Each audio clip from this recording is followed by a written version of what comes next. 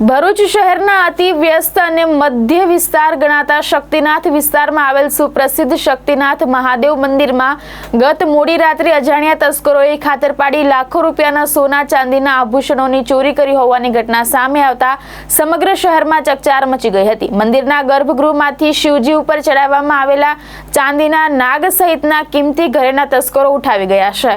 ગત રાત્રે મંદિરના દ્વાર બંધ થયા બાદ તસ્કરોએ કોઈ રીતે પરિસરમાં પ્રવેશ મેળવ્યો હતો। તસ્કરોએ ભગવાનની મૂર્તિ પર શણગારવામાં આવેલા કિંમતી આભૂષણો અને આશરે લાખોની કિંમતના ચાંદીના નાગ ઉપર હાથફેરો કરી પલાયન થઈ ગયા હતા। વહેલી સવારે જ્યારે મંદિરના પૂજારી અને શ્રદ્ધાળુઓ દર્શન માટે આવ્યા ત્યારે ચોરીની આ ઘટના પ્રકાશમાં આવી હતી।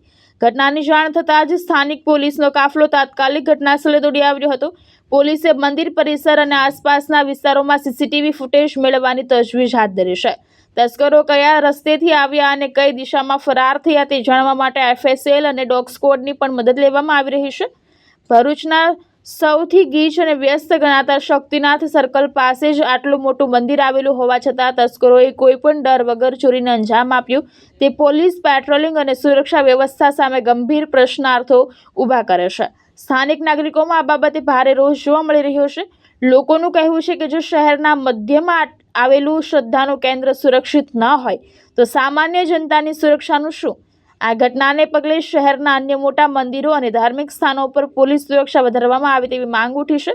હાલમાં પોલીસે અજાણ્યા તસ્કરો વિરુદ્ધ ગુનો નોંધી તેમને ઝડપી પાડવા માટે અલગ અલગ ટીમો બનાવી તપાસ તેજ કરી છે। કેતન મહેતા, દ્રષ્ટિકોણ ન્યૂઝ, ભરૂચ।